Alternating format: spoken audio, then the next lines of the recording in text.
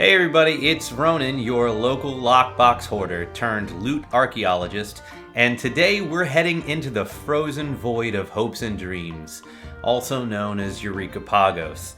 You thought Animos was bad? Welcome to the sequel, where the snow is eternal, and so is your disappointment. Let's crack open some lockboxes. First up, let's take a moment to honor all of the things you don't get in Pagos that once graced the Animos lockboxes. No fireworks, no furniture, no barding, no music, and absolutely no mounts. Because clearly, nothing screams progression like removing all the fun stuff.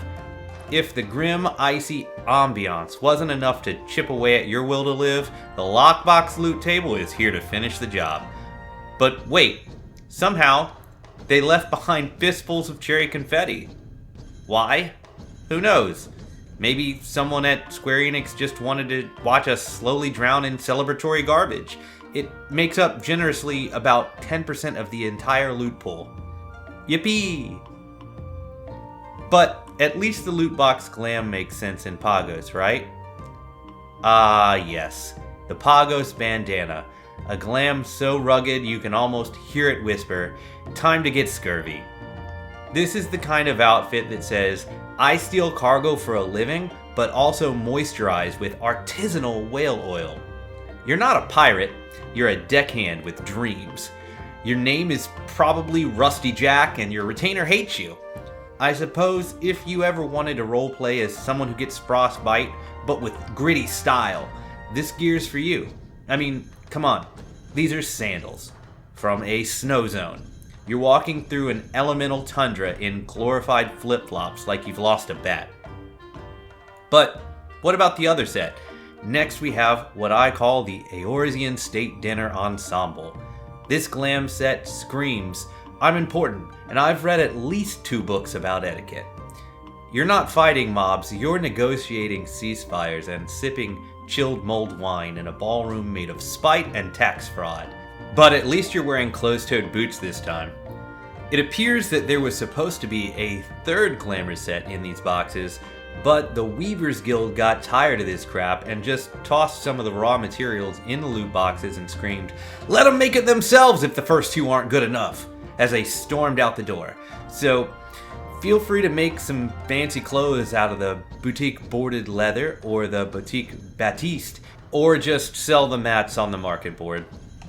Next up, that's right, Eureka Potions. Still here, still useless, still living next to your expired pumpkin cookies from 2021. It heals for almost enough to matter. Just enough to make your actual healer ask, "Did you just use a potion?" That's adorable. Now for something actually good. You pull the Taru minion and suddenly you've got a judgmental time traveler silently following you around. This is the loot equivalent of a moral compass. She stares into your soul. You don't know why. She won't explain. She's not your friend.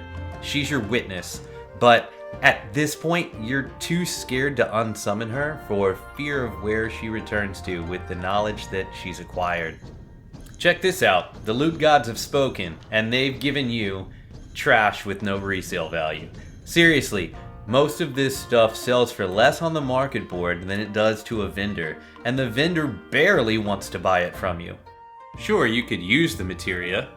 You could also log off and go outside. Only one of these things might make you feel something. Oh look, money. Not a lot, just enough to make you think you're being rewarded. It's basically the MMO equivalent of your grandma slipping you a $5 bill and whispering, "Don't tell your brother." And now I've saved the most soul-crushing drops for last. The lizard tails and the reishi mushrooms. You crack open a lockbox hoping for treasure, and instead, surprise! You get a lovingly packaged single ingredient for a potion that you'll never finish. Because, plot twist, the potion needs 4 ingredients, and to get the other 2, you have to play Eureka's favorite fever dream, the hot and cold minigame, also known as the Bunny Fate. But it doesn't stop there. Then you roll the dice on a second loot table, pray to the 12, and after a couple of loops, maybe walk away with the rest of your ingredients. All of this effort, all of this suffering, for a 10% XP bonus that lasts an hour.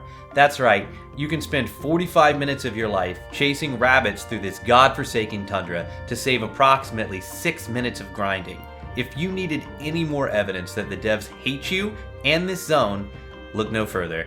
So, that's what's hiding in the Pagos Lockboxes. Like and subscribe if you also hoard materia instead of processing your feelings.